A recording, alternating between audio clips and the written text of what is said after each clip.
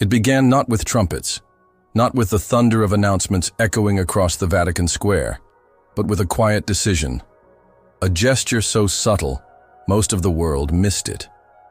Yet for those who understand the language of the Church, those who watch not the headlines but the patterns behind them, this move was not quiet at all. It was a signal, a movement in the shadows, a whisper of succession, of divine preparation.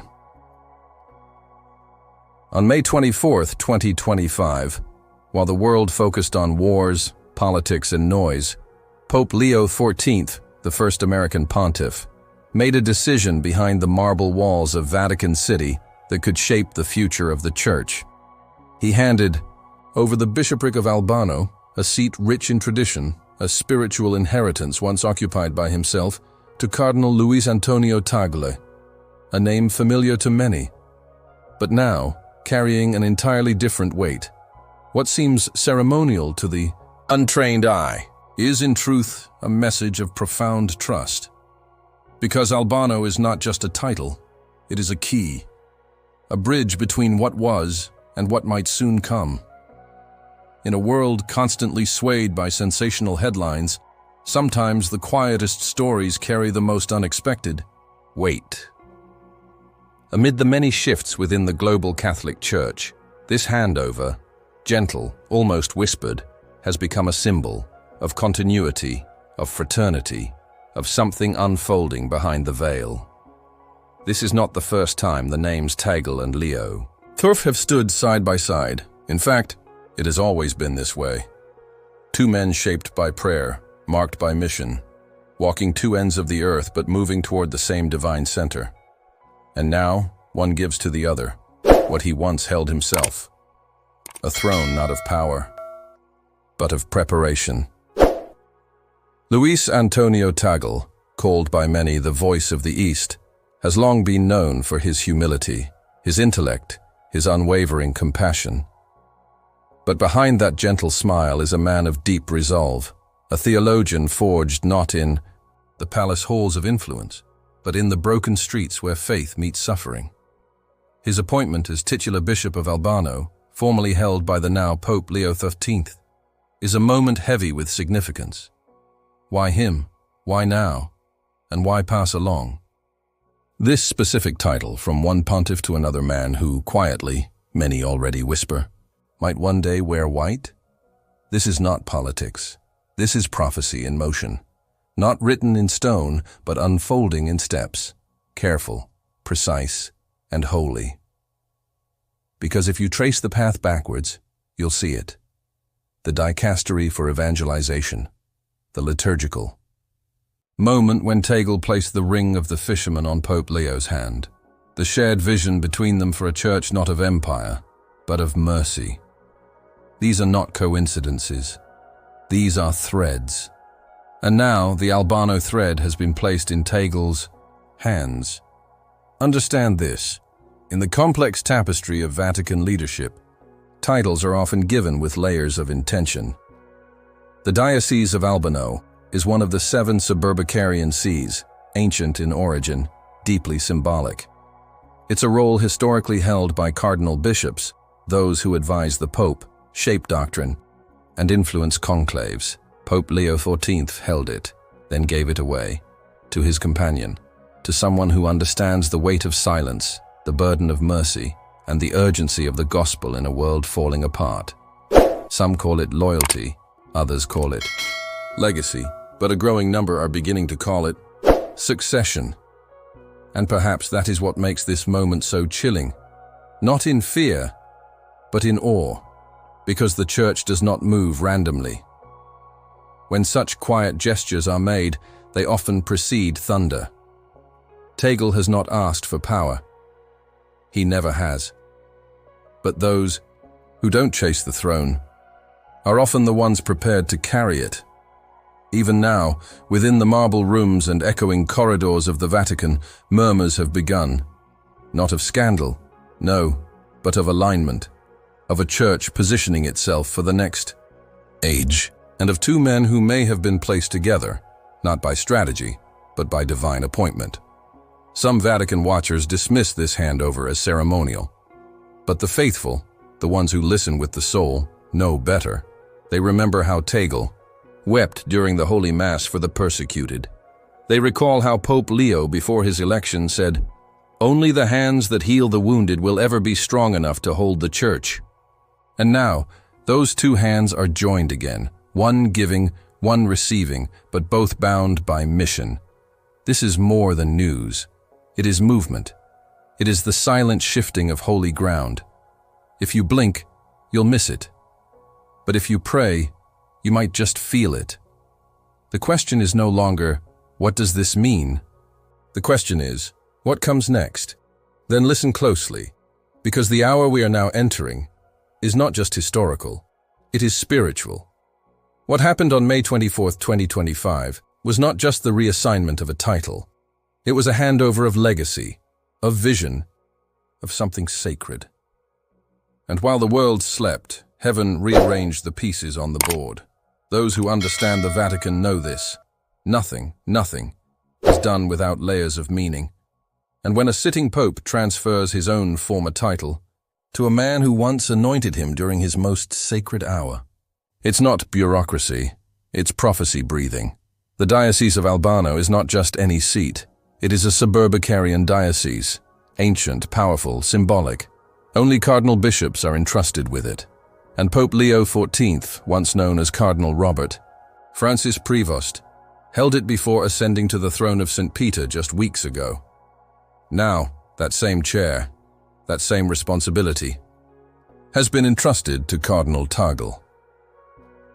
This is the passing of a spiritual torch in slow motion, and for those who follow the signs of the times, it is impossible not to feel a quiet tremble in the air. Why him? Why now? Why Albano? There were many cardinals, many theologians, many diplomats. But Leo XIV chose Tagle, a man from the East, a shepherd to the poor, a voice not of politics, but of presence, a man of tears and truth, more likely to be found holding a refugee child than delivering a soundbite. And yet here he is, sitting now where Leo once sat. It is almost too perfect, too deliberate, too aligned. And it raises questions the Vatican will not answer out loud, but those watching closely are already asking in whispers. Is this the beginning of succession? Is Pope Leo XIV, so early in his papacy, already drawing the outlines of what comes next? They called him the American Pope, the outsider, the quiet reformer. But perhaps, just perhaps, he is something more dangerous to the old order, a builder. And every builder, if wise, begins his work by choosing not just stones, but successors, those who know the heart of the mission, those who won't bend when the storm comes. And Tagle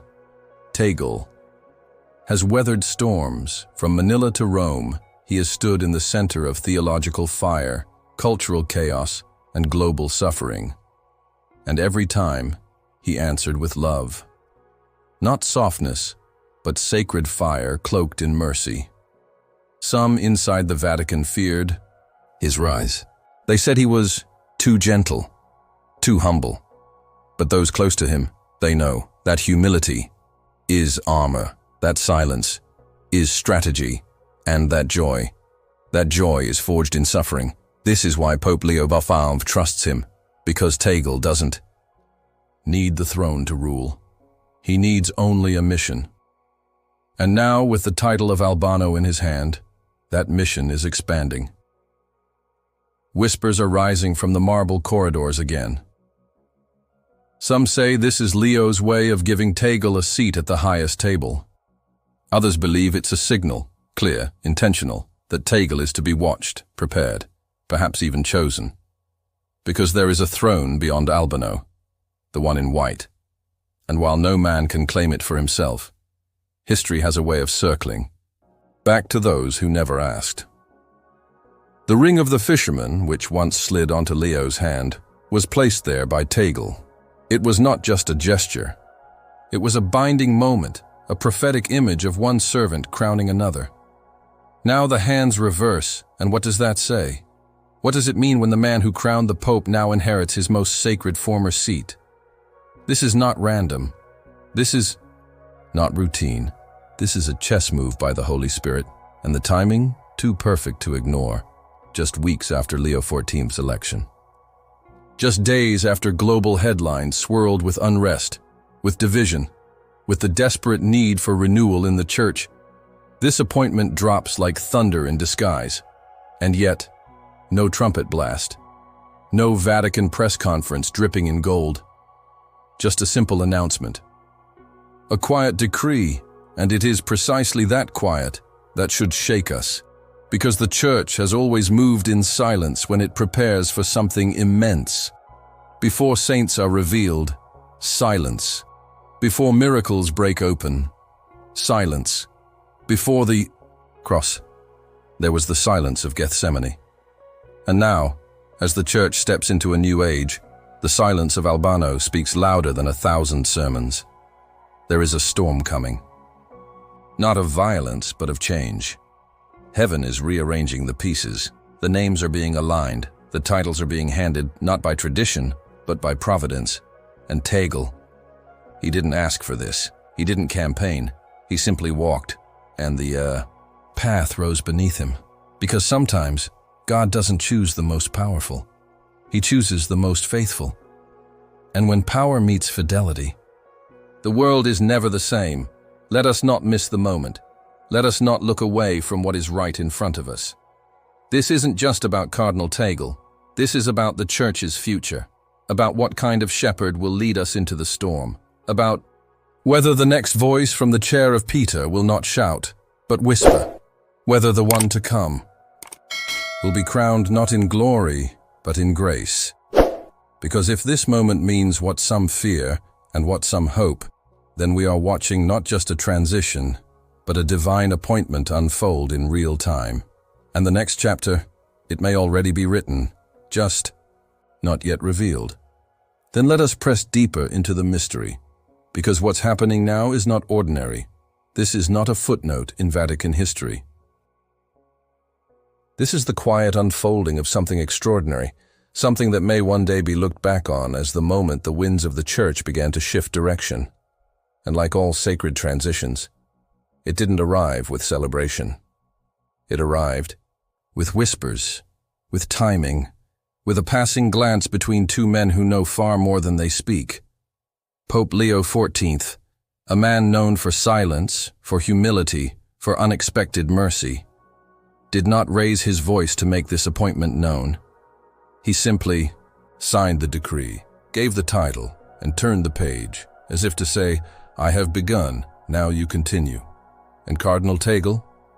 He didn't resist it. He didn't seek it. He received it like he has received every assignment before, on his knees. Because Tagle is not a man of ambition. He is a man of assignment. And those are the most dangerous men in the kingdom of God. The ones who have no need to chase power, but to carry it when it's given. And now, it has been given. Somewhere, perhaps deep inside the apostolic palace, there may have been a silent meeting. No cameras, no press. Just two men, once companions on a missionary path, now facing the holy weight of succession. Perhaps Pope Leo XIV looked Tagle in the eye and said nothing, because he didn't need to. Because between holy men, truth does not need words, it only needs obedience. And that obedience is now beginning to show. Let the world debate elections, scandals, and statistics. Let secular media write it off as routine. But the eyes of faith see deeper. The souls who watch the signs know this is no ordinary time, and these are not ordinary appointments. Because the Church does not just name bishops, she signals futures. And in the midst of political noise, of doctrinal confusion, of a growing cry from the faithful for renewal, one move, one transfer of one sacred title has set off a chain reaction. Vatican insiders are already murmuring. Some say this may be the most important relationship in the modern Church, Leo and Tagle, not rivals, not competitors, but complements. yin and yang of evangelization, west and east, one who was elevated, and one who was quietly prepared. And now, the question that no one wants to ask too loudly is being whispered around every corner of Rome. Did Leo XIV just name his successor without saying a word? Because think of it. How often does a pope give away his own former position immediately, so soon after his election? And not to just anyone, but to the one man who crowned him, who anointed him at his inauguration, who has shared the very heartbeat of his mission. This is not accidental. This is prophetic choreography. And if you still believe in divine timing, in heavenly patterns, then hear this. Tagle is now in the seat once held by Leo. Just as Leo, before him, was given that seat not long before his election, history repeats. But in the Church, history unfolds. It unfolds like a scroll. And the next seal, perhaps, has just been broken. The world is watching for scandal, for drama, for collapse. But they are blind to the most powerful move of all, a quiet passing of spiritual authority from one to another, sealed not with applause, but with obedience. Albano is not just a diocese, it is a key, and it has been placed in the hands of a man who may very well be holding the map to the Church's next journey. A journey not through fame or innovation, but through suffering love. Because Tagle has suffered. He has watched churches fall in war-torn places. He has buried children who died nameless in refugee camps. He has preached where no cameras reached, kissed wounds no reporters saw. And yet his faith never dimmed. If anything, it deepened. And now that deep well of faith is being drawn from again. He is not a politician. He is not a reformer with slogans. He is a bridge. A man who weeps with the broken and still dares to speak of resurrection. He is, perhaps, what the Church has been waiting for. And so the question returns, louder now, pulsing through the marble veins of the Vatican. Is this the first sign of a Tagle papacy? They won't say it publicly. The conclave is not near. But the atmosphere has changed. You can feel it, like the moment before a storm. And yet, this storm is not one of destruction. It is the kind of storm that clears the air, that shakes the dust off sleeping sanctuaries, that wakes the faithful from their apathy, because something is happening. And if you think this appointment was about a title, you've missed the whole meaning. This is about preparation. For what? Only heaven knows. But those with eyes to see are already watching the horizon. And they are not watching Rome. They are watching Albano. Then brace yourself. Because what's coming next is not a continuation. It is a revelation. A revelation that takes this quiet Vatican appointment and peels it open like a sealed scroll, revealing something far more unsettling, far more divine than the world was ready for. To the outside world, the Vatican has always seemed like a fortress, impenetrable, symbolic, mysterious. But beneath the marble, beneath the golden ceilings and Latin hymns, it is a beating heart. And that heart has just skipped. On May 24, 2025, when Pope Leo XIV quietly passed the Bishopric of Albano to Cardinal Tagle, the surface told one story: protocol, transition, respect. But those who know, those who've served in silence and watched the ancient rhythm of the Church's inner movements, they know that this kind of gesture is never surface level. It's not just about Albano. It's about alignment. It's about placing the right soul in the right gate before the world even knows the storm is coming. Because while Albano is an ancient diocese, one of only a handful tied directly to the College of Cardinals' most senior order, its deeper meaning lies not in geography but in spiritual proximity. Whoever holds Albano isn't just being honored. They're being placed on a path, the same path that Pope Leo XIV walked before his elevation. And the fact that he handed this specific torch to Cardinal Tagle within days of his papal inauguration is almost too deliberate to dismiss. Some called it a nod to friendship. Others called it a humble gesture. But what if it was something far greater? What if this was not about friendship at all? What if it was about timing? Because buried inside the Vatican archives, largely forgotten by modern clergy, is a centuries-old manuscript, never officially approved, never declared doctrine, but preserved. In Latin, handwritten, smudged with age. It is known only by a name whispered among a select few archivists, the Map of the Twins. The manuscript speaks of a time when the Church will face its greatest identity crisis, when truth and deception will walk side by side in the highest places. It warns of a dual emergence, two men from different lands, both anointed, both luminous, both missionaries of mercy, who will rise together, mirroring one another. One would ascend first. The other would be entrusted with keys not yet visible. And the one who crowns the first would one day be crowned by heaven. For centuries, it was thought to be symbolic, an allegory for unity. Until now, because Cardinal Tagle didn't just witness Leo XIV's rise. He didn't just serve alongside him in the dicastery for evangelization. He didn't just call him brother. He placed the ring of the fisherman on his hand. Let that settle. Cardinal Tagle crowns Pope Leo XIV. Weeks later, Pope Leo XIV places Tagle in his former seat. Two men. Two mirrors. Two sides of the same divine sequence. And now, Vatican insiders are beginning to speak, anonymously, of course. They're not speaking of the next conclave. They're speaking of visions, of strange occurrences in the Sistine Chapel, before the white smoke, of a blinding light that poured through the oculus window at midnight, days before Leo's election, when no one was supposed to be inside. One guard, now reportedly reassigned to a cloister, spoke of hearing voices, singing, in Tagalog and Latin at once.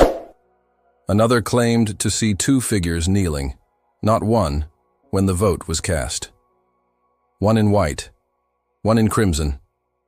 But when the doors opened, only Leo remained, and yet none of it was caught on surveillance. No recordings, only memories and whispers, all of it dismissed. But now, Tagle has taken Albano.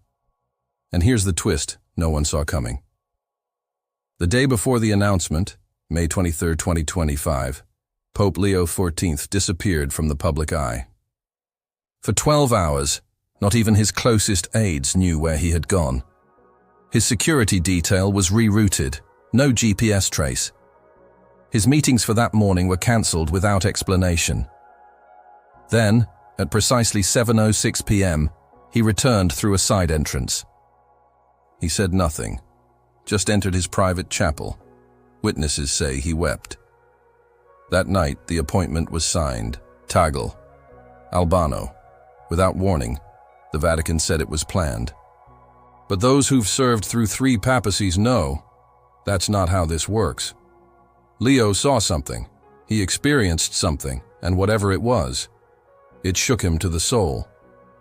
There are rumors now, unconfirmed, but spreading like smoke through incense, of a letter. A sealed envelope, placed beneath the statue of St. Peter in the Basilica's crypt. No one has opened it. It bears no papal seal, only one word scrawled in deep black ink: prepare. Some believe it's Pope Leo's handwriting, others are convinced it came from Tagle. But the handwriting? It matches neither. It's older, medieval, possibly ancient. The ink has been tested.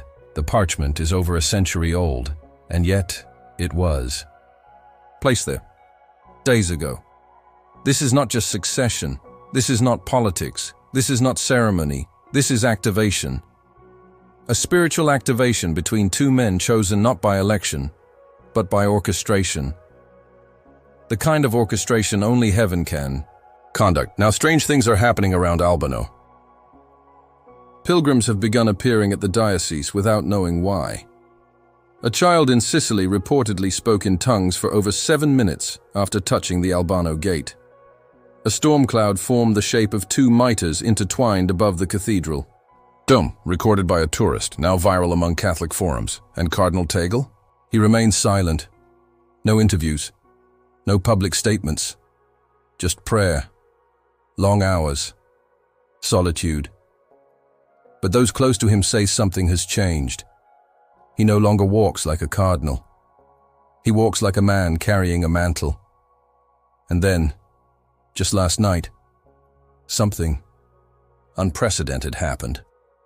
The bells of Albano rang at 3 a.m. No one rang them, no guards reported movement, and yet they rang. 7 tolls, then silence. 7, the number of perfection, the number of seals, and here's the final twist. This morning, the Vatican released an internal memo meant only for senior clergy, but a copy was leaked. In it, a single line stands out. Begin transition preparations, interim succession protocols to be reviewed under code Gemini Fidelis. Gemini Fidelis, the faithful twins. It is not just unfolding, it is accelerating. 2. Men, 2 thrones, 1 church, and only heaven knows what happens next.